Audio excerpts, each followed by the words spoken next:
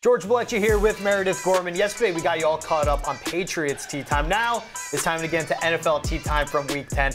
A weekend filled of chaos ended with such Monday Night Football.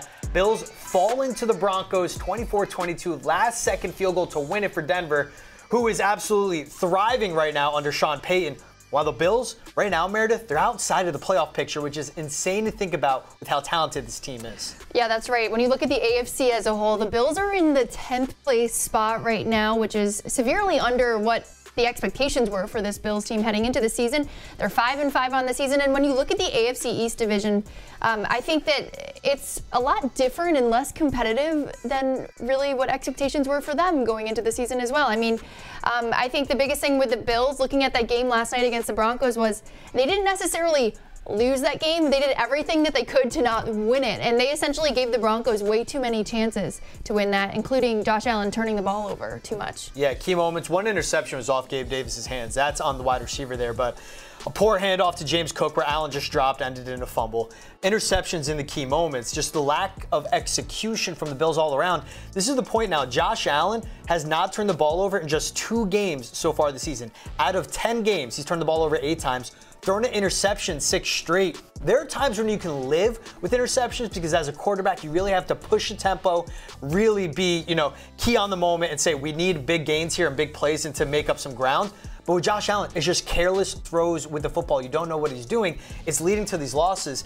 But overall, as a whole, the Bills are not able to break the 26-point threshold on offense, which is awful to say with Josh Allen and Stephon Diggs. And at the same time, too, we saw a lack of football IQ. 12 men left on the field. When the Broncos rushed out a field goal unit, penalty led to a second chance after Lutz missed it. That's where it did. Right there, the Bills lost the game. But Josh Allen, just not right. And when you look at the playoff picture, Colts, Bengals, Texans, all ahead of them. That's 9-8-7. I don't think the Colts make it or even in the mix. But also even the Steelers at the 5 spot, the AFC North, the AFC South can likely keep the Bills out. And you mentioned it, this division's up for grabs because the Dolphins are struggling to beat good teams. The Jets don't have Aaron Rodgers. Patriots are awful, but the Bills right now aren't any better. Yeah, and we'll see what ends up happening with Aaron Rodgers. If the Jets can't string a couple wins together and they're out of the playoff picture, I don't even see Aaron Rodgers coming back before the season's over. Maybe he'll be back for OTAs, but there's no chance. Why would you do that to yourself? But looking at a couple quarterbacks who are young and who've been playing really well the last couple of weeks, CJ Stroud for the Texans and Josh Dobbs with the Vikings. Obviously, we've talked about Josh Dobbs. What a Cinderella story, or you can't make that up, the success that he's had. But CJ Stroud, I mean, the Texans kind of came out of nowhere with him, and now he's in the MVP conversation, Rookie of the Year conversation. Have you been surprised by that at all? I am, because I didn't think a rookie could come into that situation where you have a Texans team that many picked to be one of the worst in the NFL, likely have another top 5 pick, A, to be in the playoff picture, also to be B, in their division hunt. But look at what CJ Stroud is doing. 15 touchdowns to just 2 interceptions. He's not turning the ball over.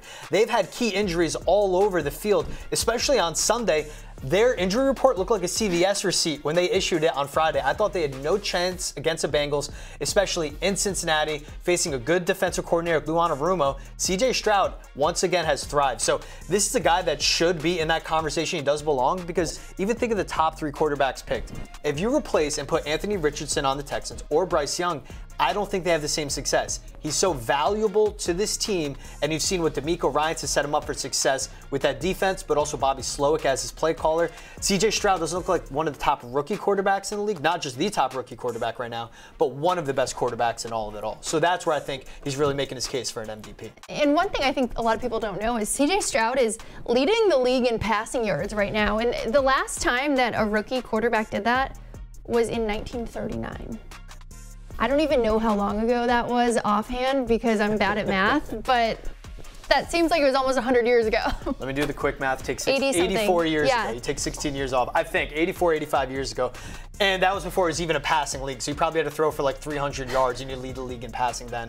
I just think it shows how special, especially with receivers like Tank Dell and Nico Collins. Those are young guys. Nico Collins, 3rd year in the league. Tank Dell is a rookie with them. He doesn't have this most superb talent around him, but he's making the most out of it. Pinpoint accuracy, high IQ, being athletic in the pocket, and you see him stepping up as a leader. He has that captain's patch on him. He certainly earned it for the team. Yeah, and CJ Stroud has a good story too behind him. Like I'm rooting for the kid. And then not just talk about CJ Stroud on this one, Josh Dobbs.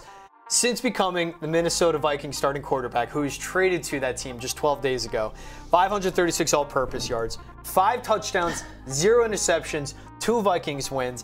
This is a team that opened up 0-3, has now won 5 in a row, and Josh Dobbs has been the key reason why the last 2 weeks they're in that situation of winning. And Josh Dobbs, what a great story, George. As you see on the screen right here, he had to be shown where the locker room is, which is something that you don't see very often from a quarterback, let alone anybody on a team. Well, it's unreal. That was his first home game at US Bank Stadium. The team obviously practices in a different location altogether. So, I love the arrival shots. You always see the fits of the players, the confidence they're walking in, headphones on, maybe ignoring everything, including the camera.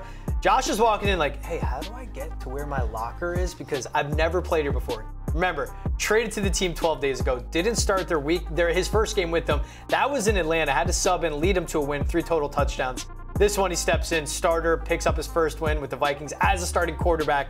And by the way, had no idea where even to get dressed. I think it's hilarious, and it just adds to the legend that is Josh Dobbs. An absolute gamer is what this guy is. And it's pretty wholesome, let's be real. I mean, I really don't think it gets more wholesome than, like playing really well on the field, but having to learn your teammates' names. Yeah. Having to be shown the locker room. Well, knowing the facility people's names too. I mean, that guy, I assume he's probably been working that elevator since that new stadium opened. He probably knows all the players. Like, hey Josh, how you doing? Welcome to Minnesota. By the way, if you don't know where you're going, this is how you get there. So shout out to that worker. And Josh I love this human side of it. It's what we always want to see. It's what you get with him. The non-human part of Josh Dobbs. One other thing we saw come out, I love this graphic from ESPN saying the Pastronaut wins his 2nd straight game with the Vikings. They have won 5 in a row now. So as we're saying, the human side of him, keep in mind, this is a guy that studied aerospace engineering at Tennessee. Did an externship with NASA this last summer when he was with the Jaguars at the time, because this is his 3rd team in just this season alone. And also, he's smart enough to not just be an NFL quarterback, pick up a playbook on the fly, but also he can literally design rocket ships that go into space. Yeah, it's insane. You talk about his football IQ being high. Well, his normal IQ has to be high because that's one of the most tough things to study. And honestly, George, he should be friends with Matt Patricia if he isn't already. I think Matt Patricia is a rocket scientist, or he went to school for rocket science, which a lot of people don't know about. And then he decided he really liked the defensive side of football and football. So. Yeah.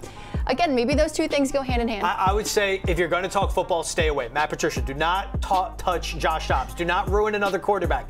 If they want to talk rocket science and space and engineering, I'm cool with that. But I think Josh Dobbs is too special to see Matt Patricia put his mitts on him, try to teach him anything offensive side of the football and ruin. But I like where your head's at, Meredith. I agree with you. That's fine. Just keep it to engineering and smart stuff. Stay away from the football stuff with them.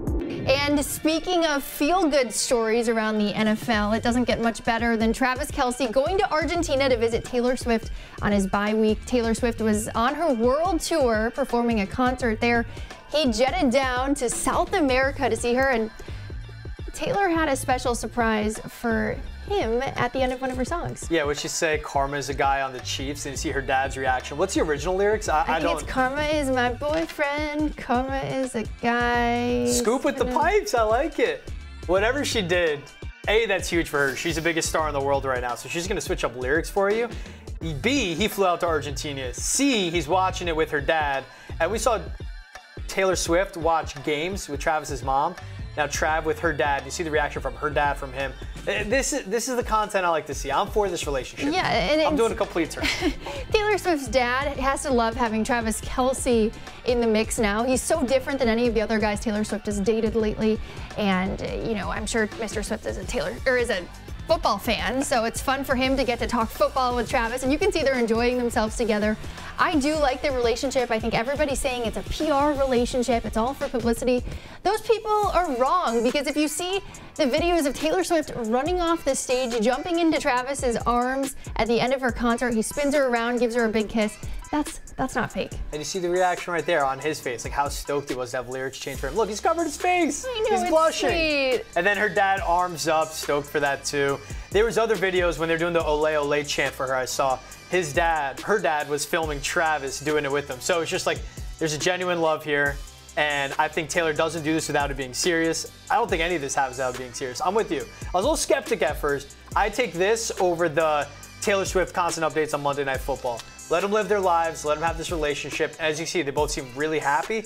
And good for both of them, living their best life. Like, concert in Argentina is like the bottom of the headline here, which to me is so significant that you could go on a trip flying out to see her. Exactly, George. And people think that the bye week is like 7 days long for NFL players. It's not. This is a lot of effort for Travis to go down to Argentina on his bye week. You really, the players show up at the facility still in the beginning of the week. Some people are there like midway or all the way through the week, and then they have the weekend off. So that's showing a lot of commitment. I know we said he likely took a private jet down, but still.